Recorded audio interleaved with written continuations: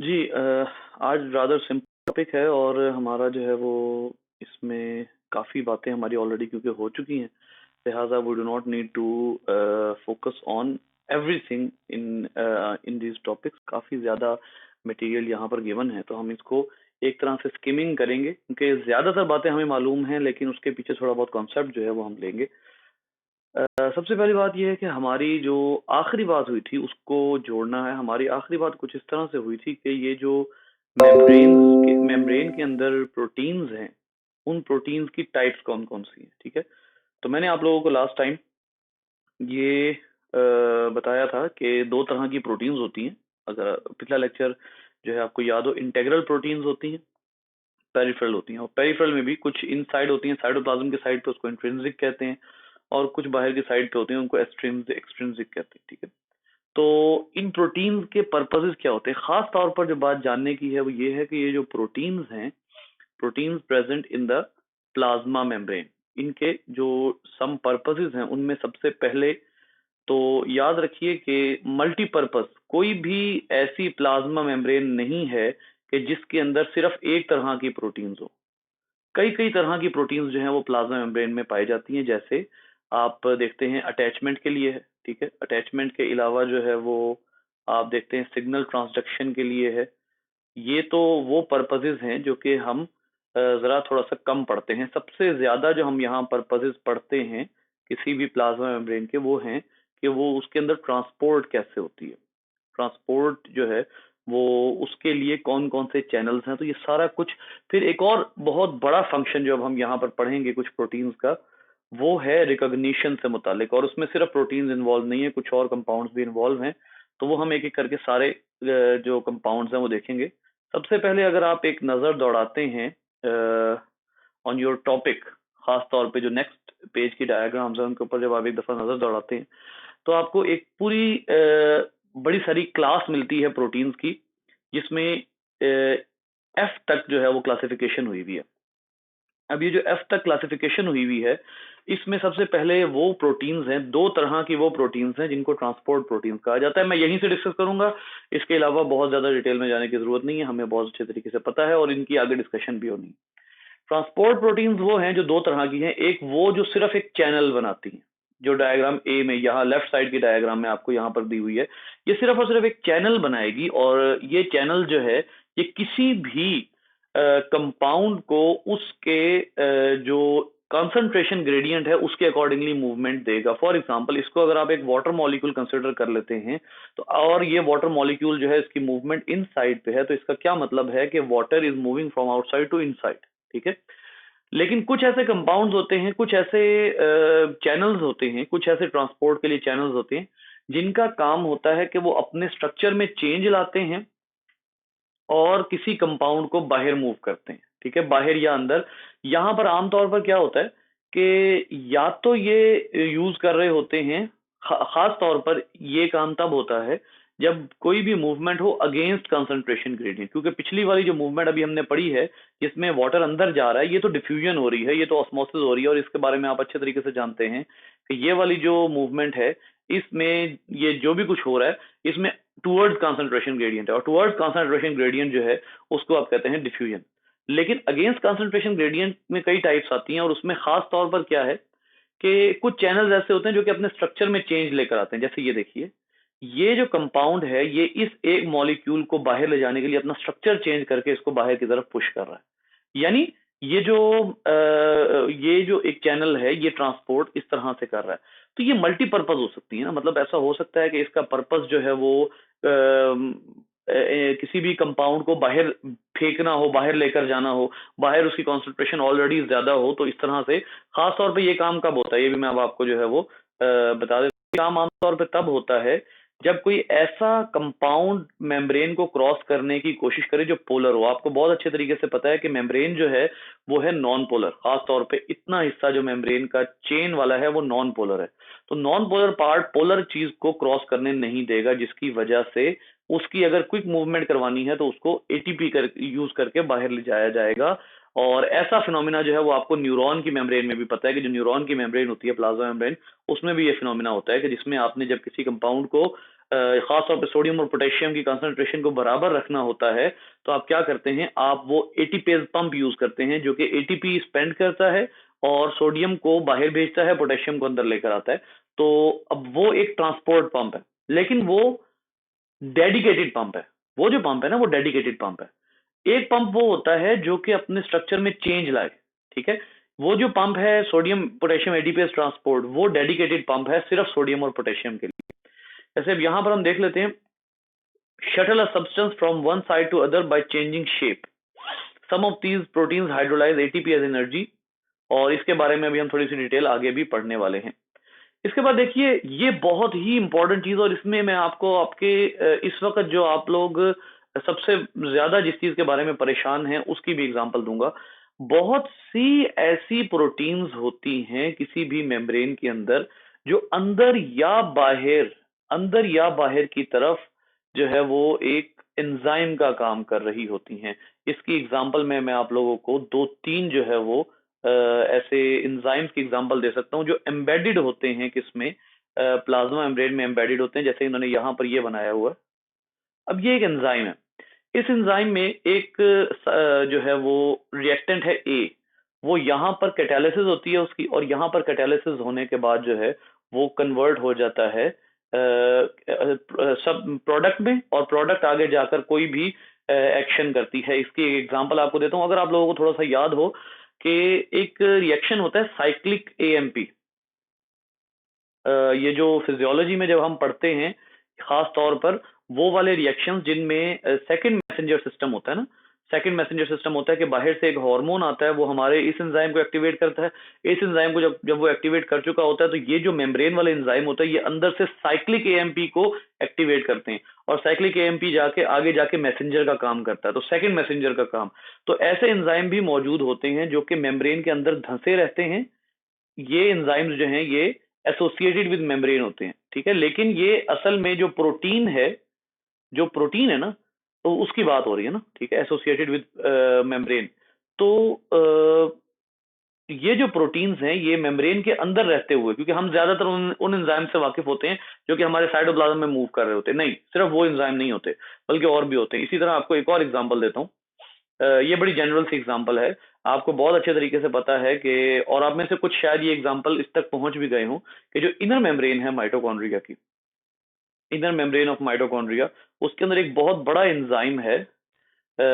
उसके अंदर एक एंजाइम है जो कि आपकी एटीपी की प्रोडक्शन करता है, जिसको मैंने पिछले दिनों एक नाम और भी दिया था, और उसकी मैंने नाम की वजह भी बताई थी। ये जो इनर मेम्ब्रेन में जो एंजाइम मौजूद है, that is known as ATP synthase. ये एक एंजाइम है जो इनर मेम्ब्रेन में मौजूद है, और इसके दो पार्ट्स होते हैं, एक मेम्ब्रेन के अंदर होता है और एक मेम्ब्रेन के बाहर होता है। अंदर वाले को F0 कहते हैं, बाहर वाले को F1 पार्टिकल कहते हैं, लेकिन टेक्निकली इस एंजाइम का नाम है एटीपी सिंथेज। अब आप जरा यहां पर गौर कीजिएगा कि ये जो सिंथेज एंजाइम है ये मेम्ब्रेन के अंदर है, ये बाहर फिर के कहीं पर भी एंजाइमेटिक फंक्शन नहीं करा। तो बहुत से, इवन क्लोरोप्लास्ट में ऐसे एंजाइम्स होते हैं, बैक्टीरिया में बहुत से ऐसे एंजाइम्स होते हैं जो होते ही मेम्ब्रेन में, क्योंकि बैक्टीरिया के अंदर ऑर्गेनल्स नहीं है, बैक्टीरिया के अंदर मेम्ब्रेन बाउंडेड कोई भी ऑर्गेनल नहीं है। तो बैक्टीरिया क्या करता है, वो अपने एंजाइम्स जो उसने मेम्ब्रेनस फंक्शन करने होते हैं, वो अपने एंजाइम्स को अपनी मेम्ब्रेन में लगाता रहता है, और वो एंजाइम्स जो हैं वो फिर उसके अंदर एक मेम्ब्रेन एसोसिएटेड एंजाइम के तौर पे वर्किंग करते हैं। हमारी बॉडी में इस तरह की बहुत सी एग्जांपल्स हैं, लिवर में, स्टमक वगैरह में, और खास तौर पे जो लिवर है उसके अंदर इस तरह की बहुत सी एग्जांपल्स जो हैं वो मौजूद हैं। हार्मोन्स का एक्शन वो भी जो है बहुत जगहों से होता है। तो ये इंजाइमेटिक एक्टिविटी, हाँ मैंने आपको बताना था कि बहुत बड़ी एग्जांपल जो मैं आपको बताने लगा था, वो दो तरह के एंजाइम्स हैं। एक एंजाइम है जिसको आप कहते हैं एंजियोटेंसिन कन्वर्टिंग एंजाइम। एक एंजाइम है जिसकी दो फॉर्म्स होती हैं, एंजियोटेंसिन कन्वर्टिंग एंजाइम। ये जो एंजियोटेंसिन कन्वर्टिंग एंजाइम है, इसको आप जो है वो ACE कहते हैं, एस एंजाइम, ठीक है। इसकी दो टाइप्स होती हैं, ACE1 और ACE2, ठीक है। जो ACE1 है उसका काम होता है ब्लड प्रेशर इंक्रीज करना, ACE2 और ACE1। और ACE2 जो है इसका काम होता है ब्लड प्रेशर डिक्रीज करना। और ACE2 से आप लोगों को कुछ याद आया कि नहीं आया? ACE2 जो है उससे आप लोगों के दिनों में एक बात आ जानी चाहिए आजकल खास तौर पे।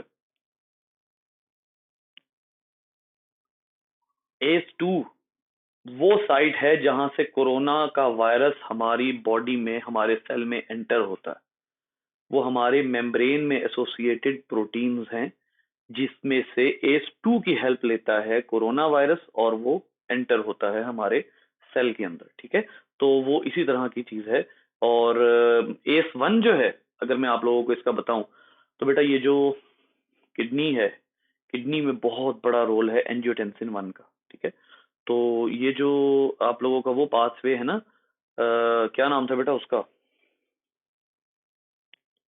हाँ, रेनिन एंजियोटेंसिन एल्डोस्टेरॉन सिस्टम, वो जो पूरा सिस्टम था, रास जिसको कहते हैं, उसके अंदर एंजियोटेंसिन भी आता है। तो ये मेम्ब्रेन एसोसिएटेड एंजाइम्स होते हैं।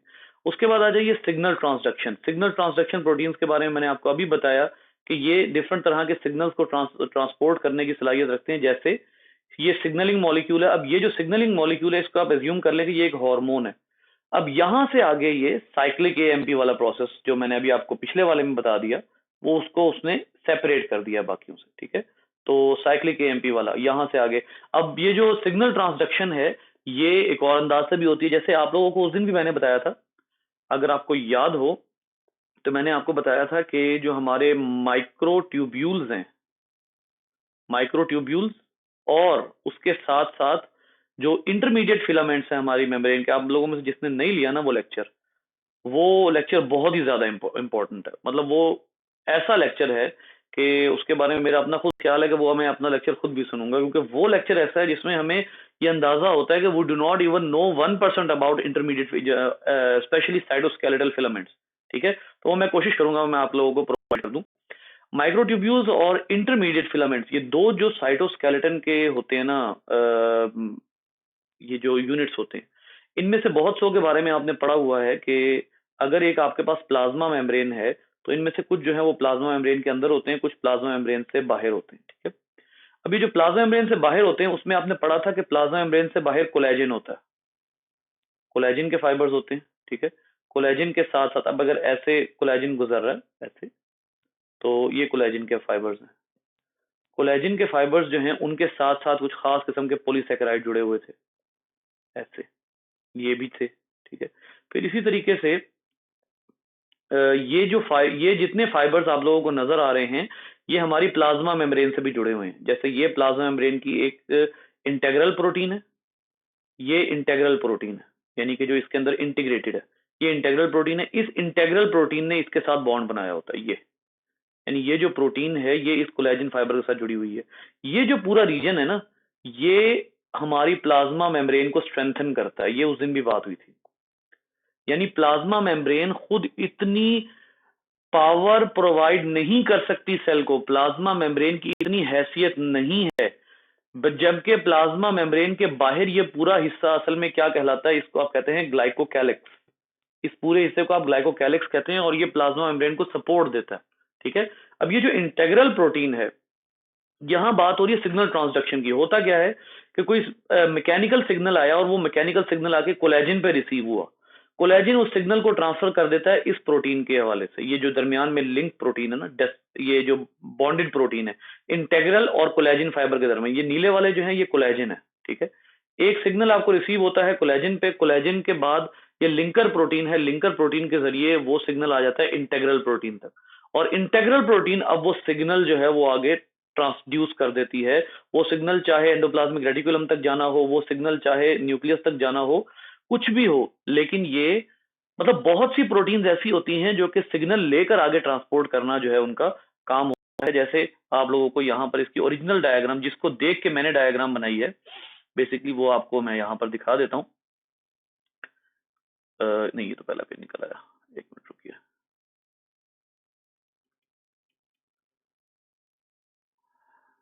ये पीछे वाले चैप्टर में था क्यों भाई सदफ, कुछ याद है? हाँ, ये ये देखिए, ये जो प्रोटीन्स दरमियान में आपको नजर आ रहे हैं ना, ये वाली, ये ये वाली खास तौर पे, इन प्रोटीन्स को नाम दिया जाता है फाइब्रोनेक्टिन। अब ये कोलेजन के फाइबर्स हैं, यहां से सिग्नल आता है फाइब्रोनेक्टिन तक, फाइब्रोनेक्टिन रिसीव करते हैं इधर, और यहां से आगे सिग्नल ट्रांसड्यूस हो जाता है। तो आप देख लीजिए कि जो इंटेग्रल प्रोटीन्स हैं उनका कितना बड़ा रोल है सिग्नल्स को ट्रांसड्यूस करने में, सिग्नल को आगे ट्रांसपोर्ट करने में। इसके बाद आ जाइए सेल टू सेल रिकॉग्निशन, ये भी एक चीज है। ये जो सेल टू सेल रिकॉग्निशन है ना, इसमें आप लोग जो है वो एंटीजन के हवाले से थोड़ा सा मैं यहाँ पर आप लोगों को बताता हूँ, क्योंकि आप लोगों की बुक में इसके हवाले से बताया हुआ है। सबसे पहले तो मुझे ये बताइए कि एंटीजन किस चीज के बने हुए होते हैं, what is an antigen and what is the chemical composition.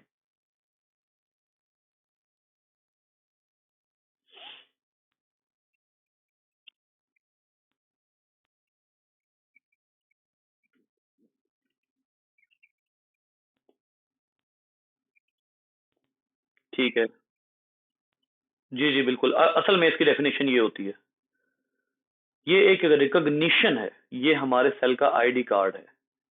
Antigen जो है ना, ये असल में एंटीबॉडी जनरेटिंग फैक्टर है। एंटी जो है वो रेफर कर रहा है एंटीबॉडी, और जेन कहते हैं जनरेटिंग को। ठीक है, ये असल में कोई भी ऐसी चीज होती है, किसी भी सेल का कोई भी ऐसा पार्ट होता है कि जो किसका जो हमारी बॉडी में आकर एंटीजन की प्रोडक्शन को प्रोवोक कर सकता है, एंटीबॉडी की, provoking the production synthesis of antibody. ठीक है, अब ये जो एंटीजन है, इसके बारे में एक बात अपने जहन में रखिएगा कि अभी यहां पर बात हुई, आपने क्या बताया, यानी कि ये किसके बने हुए हैं। जी ठीक हो गया, ये जो है वो प्रोटीन के बने हुए हैं। ये एक प्रॉब्लम है जो कि हमारा एक और बहुत बड़ा पुराना कॉन्सेप्ट है, जिसके बारे में मैं आप लोगों को सरीहन ये कहूंगा कि अगर आप पीपीएससी में जाके, एक क्वेश्चन एक दफा आया था और हम लोग सारे परेशान हो गए थे कि ये क्या बात हो गई है बेटा, antigen is never complete protein. Antigen के दो पार्ट्स होते हैं, ये मैं अब आपको जो है वो यहाँ पर एक बता देता हूँ। एंटीजन असल में दो हिस्सों पर मुश्तमिल होता है। इसका एक हिस्सा बना हुआ होता है कार्बोहाइड्रेट्स का, और दूसरा हिस्सा इसका बना हुआ होता है प्रोटीन या लिपिड्स का। ठीक है, अब ये जो हिस्से हैं इनके बारे में यहाँ पर अब मैंने आपको एक्सप्लेनेशन देनी है, क्योंकि आपने अभी क्या कहा है, कुछ ऐसी प्रोटीन जो रिकॉग्निशन का काम करती है। अब वो उसके बारे में जरा सुन लीजिए बेटा।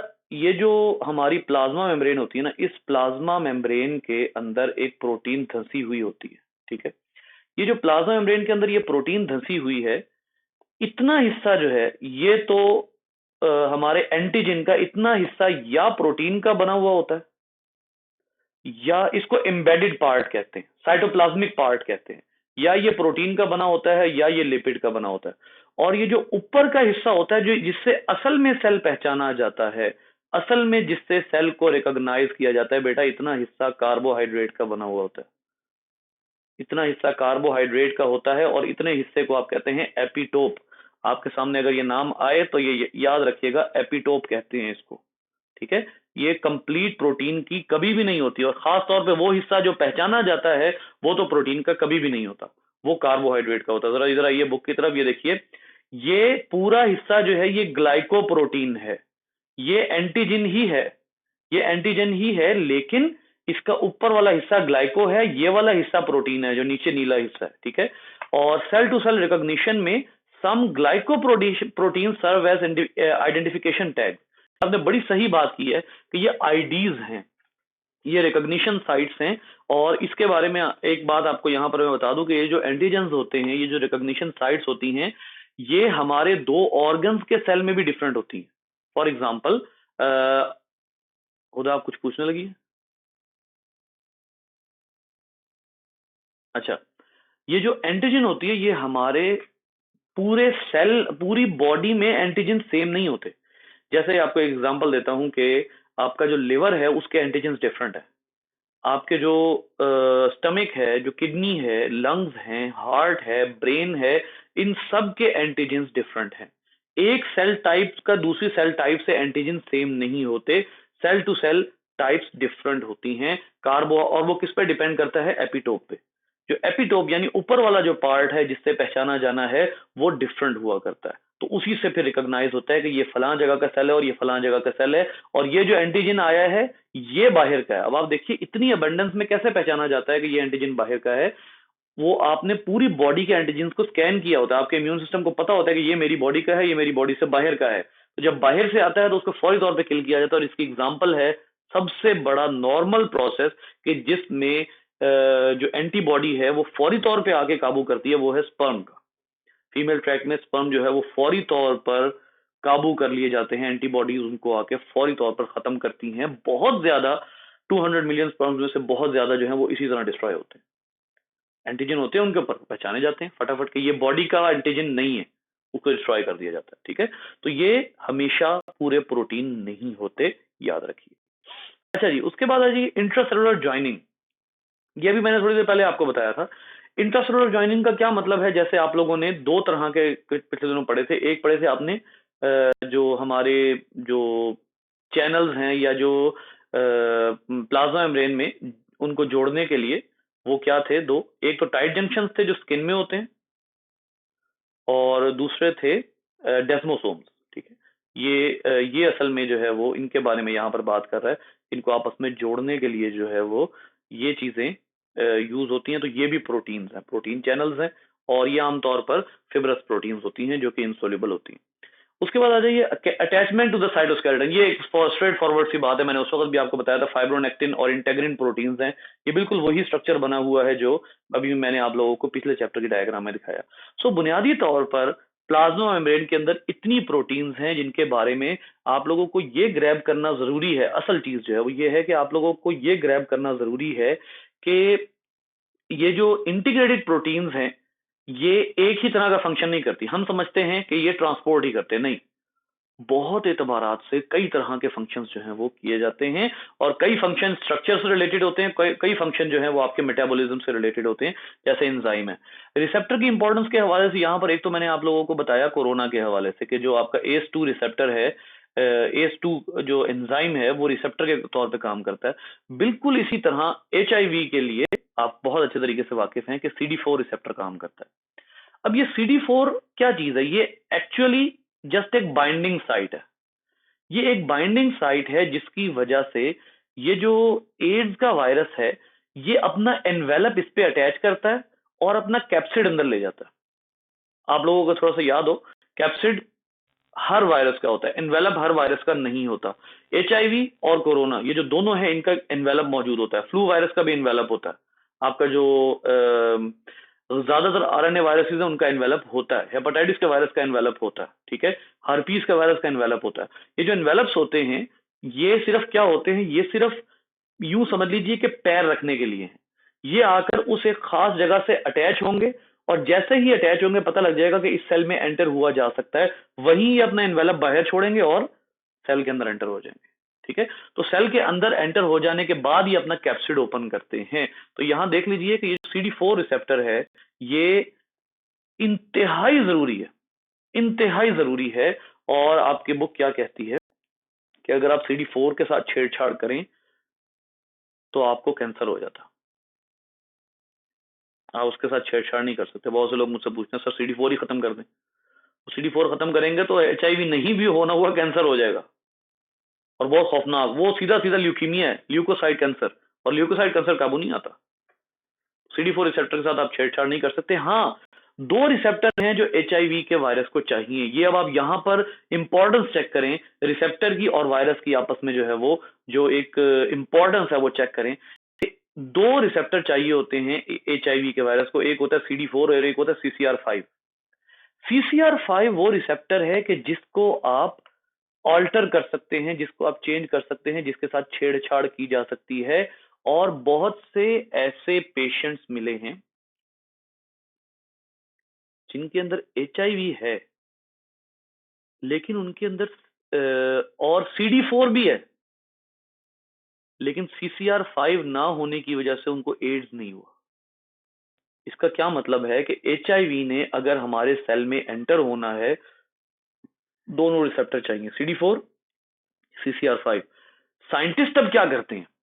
अब साइंटिस्ट ये करते हैं कि अगर एक बंदा वक्त पर आकर उनको बता दे कि I am at the verge of having HIV infection, हो सकता है कि मुझे हो गई है, इस बात का इम्कान मौजूद है कि मैं जो है वो कोई ऐसा इस तरह से एक्सपोज हुआ हूं, या जो है वो ऐसे रिलेशनशिप में, या फिर ये है कि इन्फेक्टेड सिरिंज मुझे लगी है कि HIV मेरे पास पहुंच गया है, साइंटिस्ट उसके लिए एक दवाई रिकमेंड करते हैं जो CCR5 के साथ टैकल करती है और HIV ने आकर दोनों पे अटैच होना है।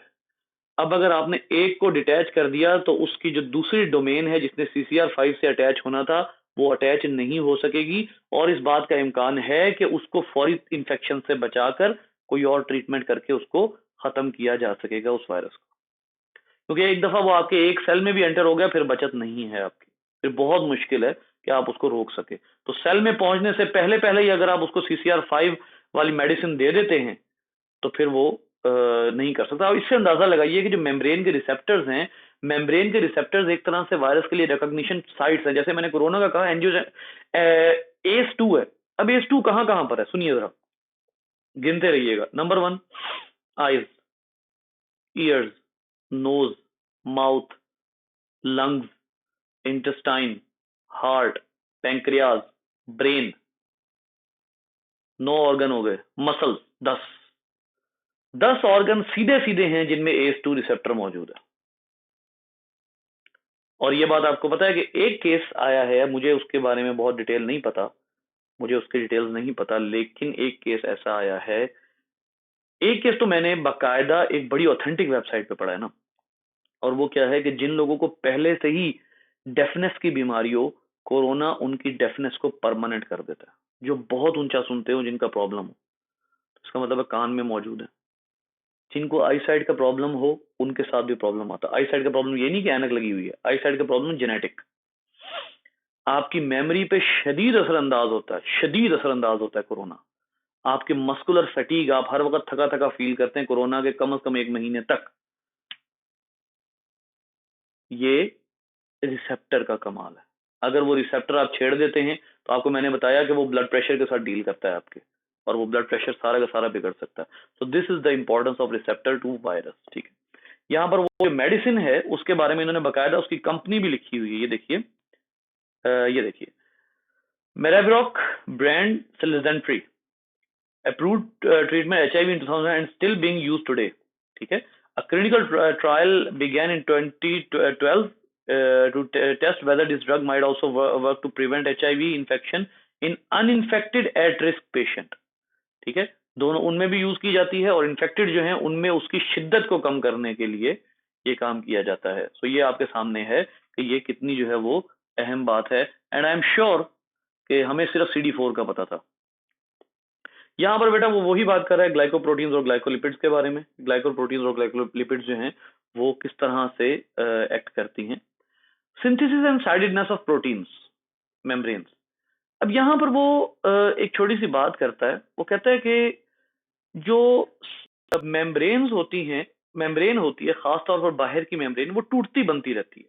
कभी जरूरत पड़ी तो आपने उसको, ये मैंने पिछले दिनों भी बात की थी जब मैं गोल्जी अपरेटिस पढ़ा रहा था, मैंने पिछले दिनों भी ये बात की थी कि प्लाज्मा मेम्ब्रेन जो है वो ब्रेक होती है तो उसकी जगह पर एंडोप्लाज्मिक रेटिकुलम नई मेम्ब्रेन बनाकर भेज देता है।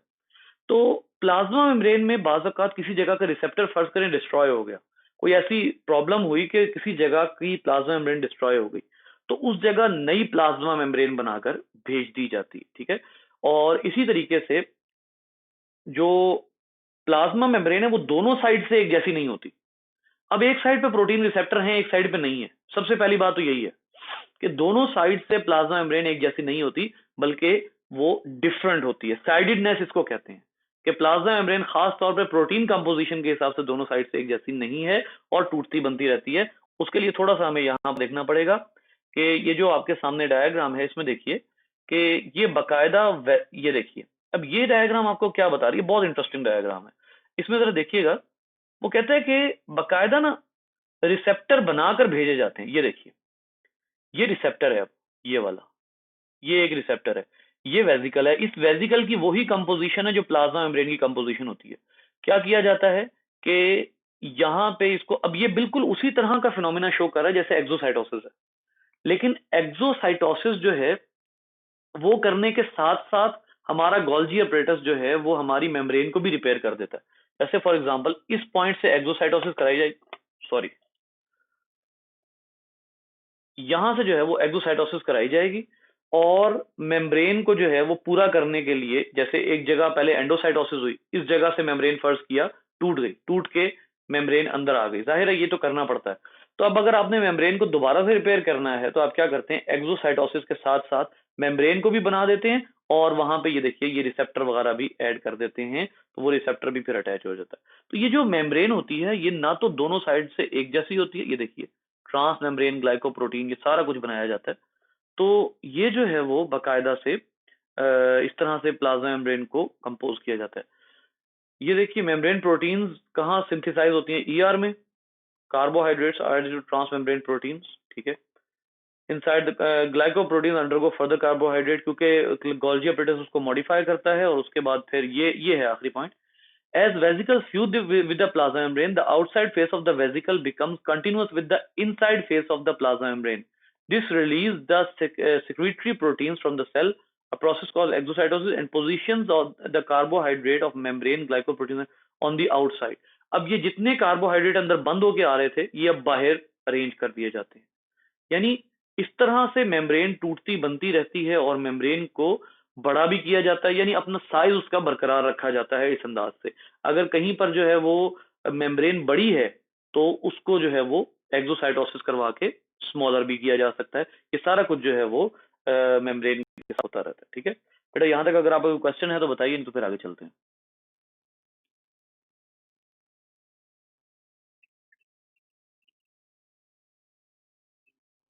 एपिटोप कंप्लीट ग्लाइकोकैलिक्स नहीं है। ग्लाइकोकैलिक्स के बारे में कहा जाता है कि वो हमारे एपिटोप ग्लाइकोकैलिक्स का हिस्सा जरूर है लेकिन वो ग्लाइकोकैलिक्स नहीं है। ग्लाइकोकैलिक्स प्लाज्मा मेम्ब्रेन के बाहर जितना एक्स्ट्रा सेलुलर मटेरियल है वो पूरा एक्स्ट्रा सेलुलर मटेरियल ग्लाइकोकैलिक्स कहलाता है, जिसमें इंटरमीडिएट फिलामेंट्स भी होते हैं, जिसमें कोलेजन भी होता है, जिसमें इंटेग्रिन फाइब्रोनेक्टिन्स भी होती हैं, जिसमें पॉलीसेकेराइड्स भी होती हैं। उन सबको कलेक्टिवली ग्लाइकोकैलिक्स कहते हैं। उसका जो जो हिस्सा होगा वो ग्लाइकोकैलिक्स का ही हिस्सा होगा, ठीक है। लेकिन जो है वो जो ग्लाइकोकैलिक्स है वो कहा उसको इस तरह कहा जाता है envelope around the animal cell, envelope around the plasma membrane of animal cell, ठीक है। तो वो पूरा एनवेलप जो है वो ग्लाइकोकैलिक्स है।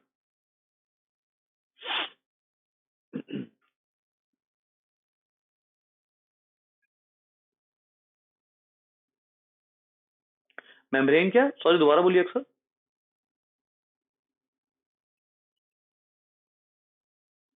मैं दोबारा बताता हूं, देखिएगा कि जो भी प्रोटीन बनती है बेसिकली वो एंडोप्लाज्मिक रेटिकुलम में बनती है, वहां से उसको मजीद मॉडिफिकेशन के लिए गोल्जी में भेजा जाता है। गोल्जी उसको फाइनल मॉडिफिकेशन करके उसको जो है वो या तो आपने शायद पिछले लेक्चर उसमें अटेंड नहीं किए, या तो उसको वापस भेज देता है साइटोप्लाज्म में, अगर गोल्जी चाहे तो वो उसको वापस साइटोप्लाज्म में भेज देता है, और अगर गोल्जी चाहे तो वो उसको प्लाज्मा मेम्ब्रेन से बाहर निकालना चाह रहा होता है, जिसको एक्सोसाइटोसिस कहते हैं ना। तो उसमें ये होता है कि आप जो है वो जब प्लाज्मा मेम्ब्रेन को, जब किसी भी चीज को प्लाज्मा मेम्ब्रेन से बाहर भेजना चाह रहे होते हैं तो आप उसके इर्द गिर्द की वेजिकल का एग्जैक्टली वही स्ट्रक्चर बनाते हैं जो प्लाज्मा मेम्ब्रेन का स्ट्रक्चर होता है। ये जो वेजिकल होती है ये प्लाज्मा मेम्ब्रेन तक पहुंचती है और प्लाज्मा मेम्ब्रेन तक पहुंचकर उसमें फ्यूज हो जाती है, और उसके बाद जो है जो भी चीज उसने बाहर निकालनी होती है, जैसे ये सारा मटेरियल ये बाहर को भेज दिया गया। अब ये बाहर निकाल दिया और ये नहीं होता कि ये वाली वेजिकल वापस आ जाएगी, नहीं, ये वेजिकल वापस नहीं आएगी, बल्कि ये वेजिकल प्लाज्मा मेम्ब्रेन के साथ फ्यूज हो जाएगी। अब यहां से पॉइंट क्या लगता है कि किसी जगह पर वो प्लाज्मा मेम्ब्रेन के साथ फ्यूज हो रही है, किसी जगह पर वो प्लाज्मा मेम्ब्रेन के साथ फ्यूज नहीं हो रही। ये जो आंख मचोली चल रही है इसकी वजह से मेम्ब्रेन हर तरफ से बराबर नहीं होती, बाहर और अंदर से इक्वल नहीं होती, ठीक है। सो ये जो है वो टोटल बात है जो हमने उस वक्त की। जी, और कोई?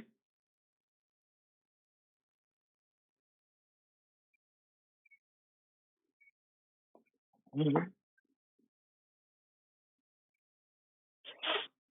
उसमें फर्ज करें कि अगर किसी जो सेल है उसने दूसरे सेल के साथ मूव करना है, जैसे व्हाइट ब्लड सेल होते हैं ना, व्हाइट ब्लड सेल जो है वो आपके बाकायदा टिश्यू के अंदर ट्रेवल करते हैं दूसरे सेल्स के ऊपर मूव चलते हुए, ठीक है।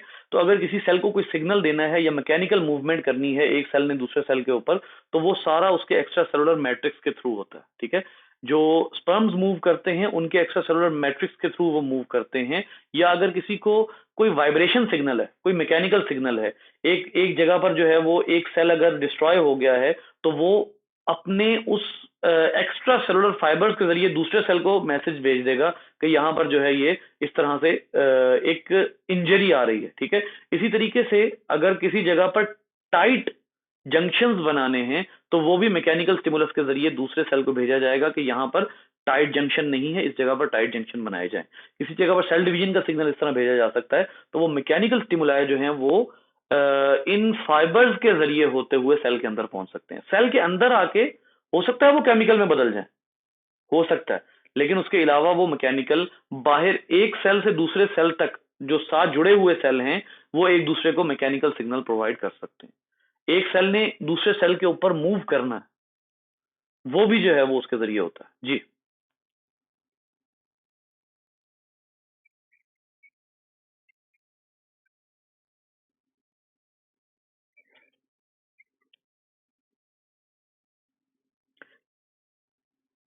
इससे नहीं, उसमें आप देखें बिल्कुल ऐसा हो सकता है कि साइटोप्लाज्म में चेंज आए, ठीक है, लेकिन वो मैकेनिकल चेंज ना हो, वो केमिकल चेंज हो। कि एक सेल में केमिकल चेंज आए, वो बाहर के इंटरमीडिएट फिलामेंट को वो मैसेज कन्वे करे, केमिकल से स्टिमुलस चेंज हो गया मैकेनिकल में। अब वो जो मैकेनिकल स्टिमुलस है वो अगले सेल तक जाएगा, अगले सेल में जाके वही मैकेनिकल स्टिमुलस दोबारा किसमें चेंज हो जाएगा, केमिकल स्टिमुलस में।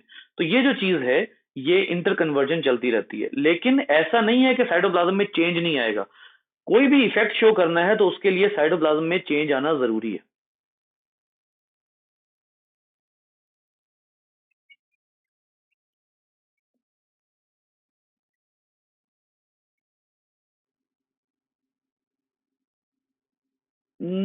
ऐसी प्रोटीन नेचुरली तो नहीं है, लेकिन हम किसी सेल को पहचान सकते हैं कि इसके ऊपर ये वाला रिसेप्टर है तो ये वाला सेल होगा,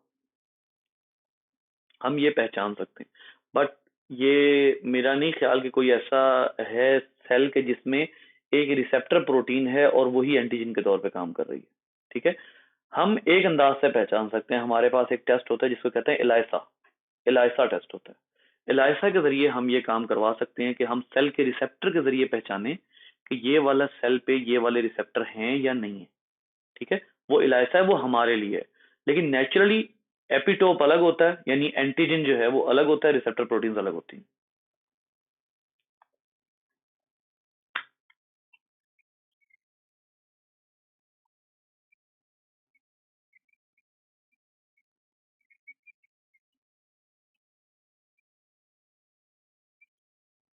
हाँ हाँ, ये जो बल्कि ये जो आपके हैं कोरोना है, इसके बारे में यही कहा जा रहा है कि इसका तो एंटीजन है ही नहीं प्रोटीन वाला, ये जो ग्लाइकोलिपिड है। तो ये तो आप बिल्कुल कह सकते हैं कि कोई एंटीजन ऐसे हैं जो कि प्रोटीन है ही नहीं। असल में किसी भी चीज का, किसी भी एंटीजन का एक हिस्सा प्रोटीन या एक हिस्सा लिपिड वो बनाना क्यों जरूरी है? वो इसलिए जरूरी है कि आपने जब किसी भी, मैंने ये कल परसों भी आपको बताया था कि किसी भी मॉलिक्यूल को मेम्ब्रेन के अंदर अगर आपने धंसाना है तो उसके लिए या आपको प्रोटीन स्ट्रक्चर बनाना पड़ेगा, ऐसी प्रोटीन जो मेम्ब्रेन के अंदर जाकर हाइड्रोफोबिक एंड्स उसके वहां पर हो, या आप वो हाइड्रोफोबिक फैट जो है उसको मेम्ब्रेन के अंदर धंसाएंगे। तो आपको मेम्ब्रेन के अंदर ऐड करने के लिए उसका निचला हिस्सा या प्रोटीन रखना पड़ेगा या फैट्स रखना पड़ेगा, बाकी आप कार्बोहाइड्रेट लगाते जाएं ऊपर। तो हैं ऐसे एंटीजन भी। ये मैं आज वो पढ़ा रहा था उनको ना, एफएससी को पढ़ा रहा था, इम्यून सिस्टम ना, तो एंटीजन की बात आई, एंटीजन और प्रोटीन्स। मैं वहां पढ़ के ना मैंने कहा सर पकड़ लिया, मैंने कहा यार यहां से हमारा हर बच्चा एक कॉन्सेप्ट लेकर चला है कि एंटीजन भी प्रोटीन है, एंटीबॉडी भी प्रोटीन है। मतलब ये कॉन्सेप्ट बुरा नहीं है, ये ऐसे नहीं है कि एंटीजन प्रोटीन हो ही नहीं सकती थी, हमें तो बताया ही गया था। वो तो बाद में पता लगा कि भाई वो जो एपिटोप है वो कार्बोहाइड्रेट है, नीचे का हिस्सा प्रोटीन होता है या लिपिड होता है।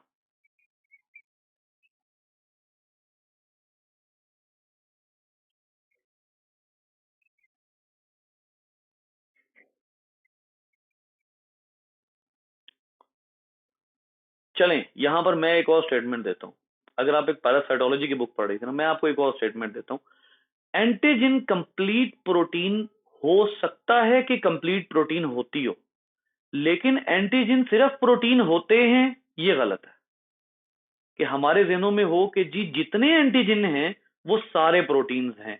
हाँ, हो सकता है कि कुछ एंटीजन सारा का सारा प्रोटीन होता हो, लेकिन पूरी एंटीजन फैमिली प्रोटीन है, ये गलत है, और ये मैंने आपको यहाँ पर बता दिया। तो इसको इस तरह पुट कर लेते हैं। हो सकता है मेरे पास उस तरह की इन्फॉर्मेशन ना हो, और अगर आपने पढ़ा है और अगर वो न्यू एडिशन है बुक का और किसी अच्छे ऑथर की है, तो हो सकता है हमारे पास यहाँ कंप्लीट इन्फॉर्मेशन ना हो। ये तो पूरी पूरी गुंजाइश रहती है साइंस पढ़ने में, ये तो उस दौरान गुंजाइश रहती है। तो इसको इस नजर से भी देखना चाहिए। ये और कोई सवाल? अच्छा जी, अब जल्दी से देख लेते हैं। अगला जो आपका टॉपिक है वो है membrane structure results in selective permeability. बड़ा आसान टॉपिक है। इसमें हमने असल में क्या पढ़ना है, यहाँ पर आपको थोड़ा सा आइडिया दे देता हूँ। ये जो टॉपिक है ये आपको बताने लगा है कि how the membrane is semi permeable. कौन सी वो चीज है मेम्ब्रेन की जो उसको सेमी परमिएबल बना रही है। यहाँ पर सबसे पहली चीज जो मेम्ब्रेन को सेमी परमिएबल बना रही है जनाब, वो है उसकी लिपिड बाइलेयर। लिपिड बाइलेयर क्यों है? सबसे पहली बात यह है कि लिपिड बाइलेयर है नॉन पोलर, और नॉन पोलर जो है वो सिर्फ उन सब्सटेंसेस को पास होने देती है जो नॉन पोलर हो। अब उसमें आपको ये बात बहुत अच्छे तरीके से रियलाइज होनी चाहिए कि कंप्लीटली नॉन पोलर सिर्फ फैट्स है, और बहुत से फैट्स ऐसे हैं जो कंप्लीटली नॉन पोलर भी नहीं है। लेकिन अगर कोई कंपाउंड आपकी बॉडी में आ रहा है और वो नॉन पोलर है, तो इसका अंडरस्टूड मतलब है कि आप उसको लिपिड फैमिली में लेकर जाएंगे। ठीक है, तो इसका क्या मतलब हुआ कि यहां पर एक एक लकीर लग गई, एक लाइन लग गई। लाइन क्या है कि भाई इजीली जो भी क्रॉस करेगा प्लाज्मा मेम्ब्रेन को, उसमें सबसे पहले वो सब्सटेंसेस होंगे जो कि नॉन पोलर होंगे, यानी फैट सोल्यूबल होंगे। ठीक है, तो सबसे पहले तो आप कह लीजिए नॉन पोलर। अच्छा, उसके बाद कोई ऐसे हैं जो कि नॉन पोलर ना हो लेकिन क्रॉस कर जाएं? जी ऐसे हैं। Polar but small, polar but very small. ऐसे कौन से होते हैं? ऐसे होते हैं आपके आयंस और वाटर। आयंस और वाटर जो है वो इस नॉन पोलर लिपिड की मेम्ब्रेन को क्रॉस कर जाते हैं, लेकिन बहुत ही स्लो रेट पे। क्योंकि जाहिर है अब ये वाटर जो है ये पार्शली चार्ज है। जो सोडियम पोटेशियम है इनकी चार्ज, इनका भरपूर चार्ज है, तो लेकिन साइज में बहुत स्मॉल है, तो उसकी वजह से फिर ये जो है वो क्रॉस कर जाते हैं, लेकिन बहुत आहिस्ता। कार्बन डाइऑक्साइड और ऑक्सीजन जो है वो आराम से क्रॉस कर जाते हैं प्लाज्मा मेम्ब्रेन में से। तो पहला जो है आप बैरियर, वो तो आ गया लिपिड बाइलेयर के हवाले से। उसके बाद जो है दूसरी चीज जो ट्रांसपोर्ट प्रोटीन्स के हवाले से है। ट्रांसपोर्ट प्रोटीन्स जो हैं वो दो तरह की होती हैं बुनियादी तौर पर, जिनके हवाले से जो है वो हम अब यहाँ पर गुफ्तगू करेंगे। ये वो प्रोटीन्स हैं कि जिन्होंने जो है वो आपके किसी भी सब्सटेंस के ट्रांसपोर्ट रेट को इंक्रीज करना होता है। बेसिकली ट्रांसपोर्ट प्रोटीन बनाई क्यों जाती है? ट्रांसपोर्ट प्रोटीन आपके मेम्ब्रेन के अंदर और बाहर ट्रांसपोर्ट रेट को इंक्रीज करने के लिए और ट्रांसपोर्ट पॉसिबल बनाने के लिए जो है वो बनाई जाती हैं।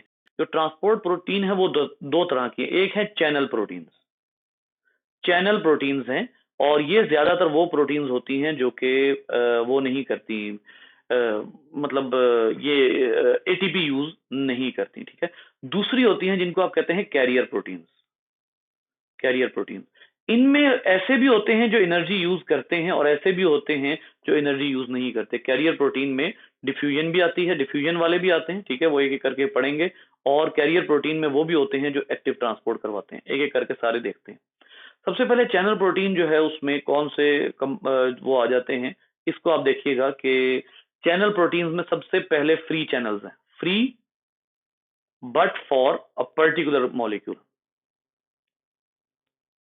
किसी एक पर्टिकुलर मॉलिक्यूल के लिए बहुत ही ज्यादा जो है वो फ्री हो। ठीक है, जैसे आप कहते हैं कि एक्वापोरिन्स है। अब ये एक्वापोरिन्स का आपको बहुत अच्छे तरीके से आइडिया होना चाहिए। ये वो स्पेसिफिक चैनल्स होते हैं जो कि हमारी बॉडी के कुछ सेल्स में खास तौर पर इसलिए रखे जाते हैं ताकि इनमें से वाटर पास हो सके। मैं आपको यहाँ पर एक एग्जांपल देता हूँ कि एक्वापोरिन्स जो हैं वो एक सेकंड में 300 इंटू 10 रेज टू पावर क्या लिखा हुआ है यहाँ पर देखिएगा। जी ये देखिए, 3 बिलियन वाटर मॉलिक्यूल्स पर सेकंड। अगर आपकी मेम्ब्रेन में एक्वापोरिन है तो एक सेकंड में आप जो है वो 3 बिलियन वाटर मॉलिक्यूल ट्रांसपोर्ट करवा सकते हैं। और ये एक्वापोरिन सबसे ज्यादा इंपॉर्टेंट कहां पर होता है? सबसे ज्यादा इंपॉर्टेंट एक्वापोरिन होता है आपके किडनी में। वाटर बाहर ले जाने के लिए नहीं, वाटर को अंदर लाने के लिए। और ये किन में होता है? आपकी जो कलेक्टिंग डक्ट होती है। आखिरी जो कलेक्टिंग डक्ट होती है उसमें होता है ताकि वाटर वापस बॉडी में लाया जाए।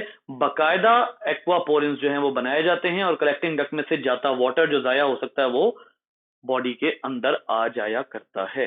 तो ये है जो एक इंपॉर्टेंट चैनल है, फ्री चैनल है, और ये आराम से जो है वो आपको आपके वाटर को मूव करवाता है। यहाँ देखिएगा कि अगर किसी सेल में एक्वापोरिन ना हो तो वहां क्या होता है, only a tiny fraction of these water molecule would pass through the same area of the cell membrane in a second। बहुत ही थोड़े, बहुत ही थोड़े। तो इसका क्या मतलब हुआ कि एक्वापोरिन जो है वो बेहद ज्यादा इंपॉर्टेंट है और इसके बगैर जो है वो काम नहीं चल सकता। जैसे मैं जो है वो एक एग्जांपल देता हूँ जी, ये देखिएगा। A specific carrier protein in the plasma membrane of red blood cell transports ये तो खैर ग्लूकोज की बात आ गई, वो उसकी वाटर की कैरियर प्रोटीन्स की बात आ गई। सो बुनियादी तौर पर ये जो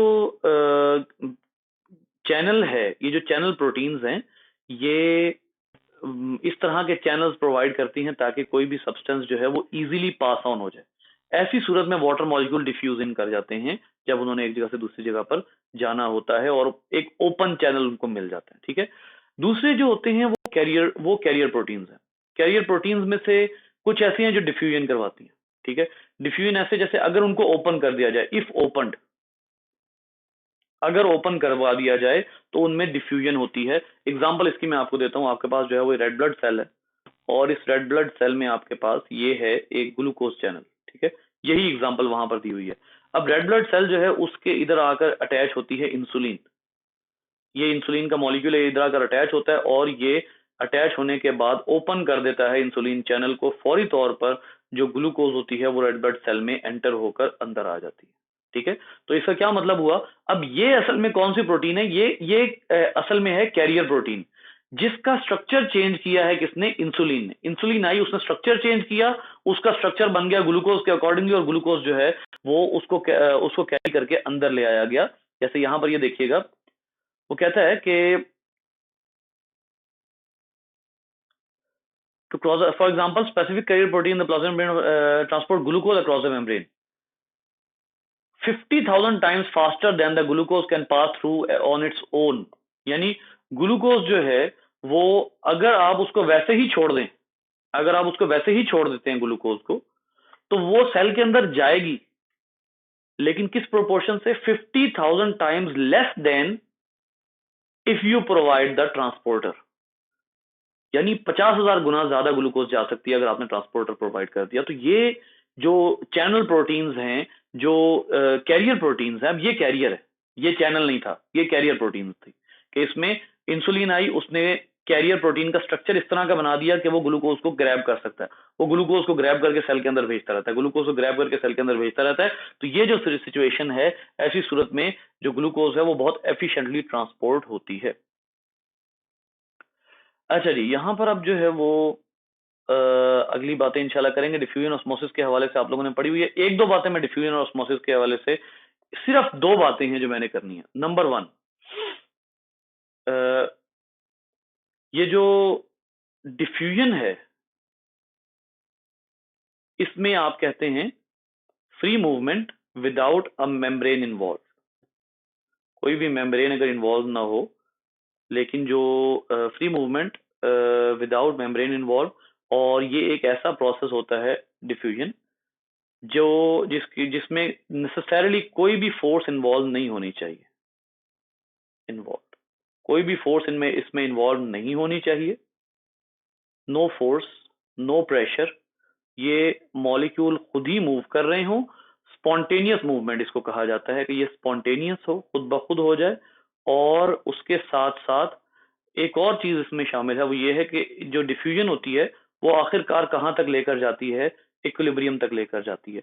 यानी अगर किसी भी जगह पर डिफ्यूजन हो रही है तो उसमें अगर आपके पास ये दो इस तरह के जो है वो, एक आपके पास चेंबर है जिसमें आपने दरमियान में एक मेम्ब्रेन लगाई हुई है और यहाँ पर सोल्यूट के मॉलिक्यूल मौजूद हैं और इस जगह पर सोल्यूट के मॉलिक्यूल मौजूद नहीं हैं, तो सोल्यूट के मॉलिक्यूल इधर और इधर मूव करेंगे। आखिरकार क्या होगा कि ये एक इक्विलिब्रियम में आ जाएंगे, यानी नेट मूवमेंट जो है वो बराबर हो जाएगी। ये सारी बातें आप जानते हैं। ठीक है, बट डिफ्यूजन एक चीज से डिस्टर्ब हो जाती है, डिफ्यूजन डिस्टर्ब्स डिफ्यूजन, और इससे बिल्कुल मिलती जुलती एक चीज वो है ऑस्मोसिस, ठीक है।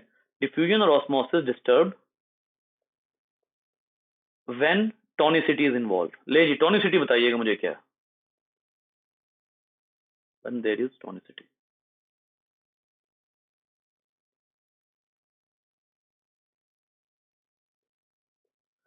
हाँ भाई। जी, ये है वो बात जो सबसे ज्यादा जरूरी है बेटा। जहां पर दो तरह के वर्ड आ जाए ना, वो चीज बहुत ही ज्यादा इंपॉर्टेंट हो जाती है। टॉनिक या ऑस्मो, ये दो वर्ड्स ऐसे हैं कि जिनका एक ही मतलब है, और वो है सोल्यूट। वो है सोल्यूट, ठीक है। टॉनिक और ऑस्मो जहां पर आ जाएंगे, वहां पर एक तो आपने ये गलती नहीं करनी कि आप उसको कहें कि यहाँ पर वाटर कंट्रोल हो रहा है, नहीं। उसका ताल्लुक, टॉनिसिटी का ताल्लुक सोल्यूट से है। सोल्यूट वाटर को डिस्टर्ब करता है, वो बाद की बात है। लेकिन टॉनिसिटी का ताल्लुक जो है वो वाटर से नहीं है। टॉनिसिटी है किसी भी इन्वायरमेंट में सोल्यूट की कंसंट्रेशन, ये टॉनिसिटी है। अब how does the tonicity disturb the diffusion, ये है असल बात बेटा। यहां पर ना, अब आपको मैं एक मिसाल देता हूं। आपके पास ये है एक ग्लूकोज का मॉलिक्यूल। अब ग्लूकोज का मॉलिक्यूल जो है वो सोल्यूबल है। सोल्यूबिलिटी का क्या मतलब होता है, मैं अब आपसे क्वेश्चन नहीं करना, मैं जल्द से जल्द आ जाता हूं यहीं पर।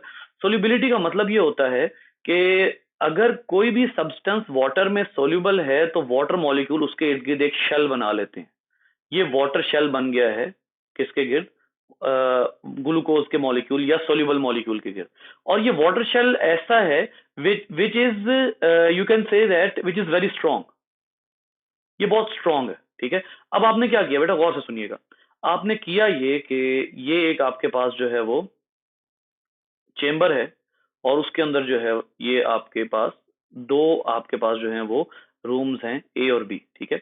आपके पास दोनों जगह पर वाटर है, ए और बी दोनों में बराबर वाटर है। आप क्या करते हैं, आप इसमें एक एक सोल्यूट का मॉलिक्यूल डाल देते हैं।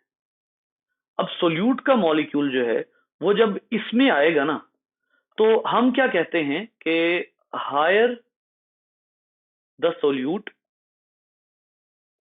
more will be the water enters inside the chamber, more will be the pull of water। Water को खींचने की ताकत जो है वो बढ़ जाएगी जितना ज्यादा सोल्यूट होगा। इसका मतलब क्या है, इसको ऐसे समझिएगा, मैं आपको इस तरह समझाता हूं इसको। ये देखिए, आपके पास ये जो है वो ए चैम्बर में आपने सोल्यूट के मॉलिक्यूल डाले, और सोल्यूट के मॉलिक्यूल्स जो हैं वो इस तरह से थे कि उनको वाटर के मॉलिक्यूल ने घेर लिया। ये आपका एक सोल्यूट का मॉलिक्यूल है, ठीक है। उसके इर्द गिर्द आप बना लेते हैं वाटर के मॉलिक्यूल्स, ये। अब क्योंकि वाटर के मॉलिक्यूल्स ने सोल्यूट के मॉलिक्यूल को घेर लिया है, और वो बहुत स्ट्रॉन्ग इस वक्त उनके दरमियान जो है वो अट्रैक्शन पावर है, तो जो वाटर है उसकी कंसंट्रेशन गिर जाएगी, क्योंकि सोल्यूट का मॉलिक्यूल वाटर के मॉलिक्यूल को अब अपने साथ अटैच कर चुका है। इसका क्या मतलब हुआ कि जब आपने सोल्यूट का मॉलिक्यूल चेंबर ए में ऐड किया, तो उसने वाटर को अपनी तरफ अट्रैक्ट करके वाटर के मॉलिक्यूल की जो कंसंट्रेशन थी वो चेंबर ए में कम कर दी। जब उसने चेंबर ए में कम की, तो इसका क्या मतलब है कि वाटर की मूवमेंट किस तरफ को शुरू हो जाएगी, from B to A. From B to A शुरू हो जाएगी। आप लोगों ने कभी ये सोचा कि सोल्यूट जिस जगह पर ज्यादा हो वाटर वहीं क्यों जाता है? वाटर वहां पर इसलिए जाता है क्योंकि सोल्यूट का मॉलिक्यूल वाटर के मॉलिक्यूल्स को अपने साथ जोड़ लेता है। अब ग्लूकोज वाटर में जाके टूटता नहीं है, ये भी एक हमारी गलत फहमी है कि ग्लूकोज वाटर में जाकर टूट जाता है। ग्लूकोज सिर्फ वाटर में जाकर वाटर के मॉलिक्यूल्स को अपने इर्द गिर्द इकट्ठा कर लेता है, जिसकी वजह से उस जगह पर वाटर के मॉलिक्यूल की कंसंट्रेशन डाउन हो जाती है, क्योंकि उसने इकट्ठा कर लिया है। असल में कंसंट्रेशन डाउन क्यों होती है, क्योंकि आपको यह बात बड़े अच्छे तरीके से पता है कि without a solute, without a solute the water molecules would have water molecules would have a kinetic energy, या आप यूं कह लीजिए कि water molecules would have a free movement. Free kinetic movement. ये आपको बड़े अच्छे तरीके से पता है कि लिक्विड और गैसेस जो हैं उनके उनके अंदर एक फीचर बड़ा कॉमन होता है कि उनके मॉलिक्यूल्स जो हैं वो क्या होते हैं, वो एक दूसरे से कोलाइड कर रहे होते हैं, इधर उधर ट्रेवल कर रहे होते हैं, फिर रहे होते हैं। अब यहां पर क्या होगा कि जब एक दफा सोल्यूट मॉलिक्यूल आएगा तो वो मॉलिक्यूल क्या करेगा, solute will reduce the kinetic movement of certain molecule. वो जो मॉलिक्यूल उसको घेरेंगे उसकी उनकी काइनेटिक मूवमेंट रहेगी ही नहीं, उनकी काइनेटिक मूवमेंट खत्म हो जाएगी। और उनकी काइनेटिक मूवमेंट खत्म होने की वजह से जो बाकी मॉलिक्यूल जो अभी फ्री हैं वो चेंबर बी से निकल के चेंबर ए में आ जाएंगे। This is known as the hypertonicity and हाइपोटोनिसिटी।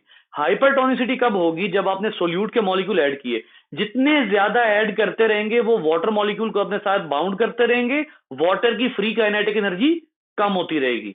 और जितनी फ्री काइनेटिक एनर्जी कम होगी उतना ही ज्यादा बाहर से वो मॉलिक्यूल जो फ्री हैं वो अंदर आते रहेंगे। इसका मतलब है हाइपरटोनिसिटी का मतलब सोल्यूट ज्यादा होने से सोल्यूट ज्यादा होना है, और सोल्यूट ज्यादा होने का मतलब ये है कि ज्यादा से ज्यादा वाटर मॉलिक्यूल चिपकते जाएंगे, फ्री काइनेटिक एनर्जी कम हो जाएगी और वाटर बाहर से अंदर आना शुरू हो जाएगा या अंदर से बाहर जाना शुरू हो जाएगा। जो भी कुछ होगा वो आपके सामने होगा। ठीक है, तो ये है बेसिकली प्रिंसिपल। हमें ये प्रिंसिपल नहीं पता होता, हम कहते हैं जहां सोल्यूट ज्यादा है वहां वाटर नहीं आना है, ओके खत्म बात।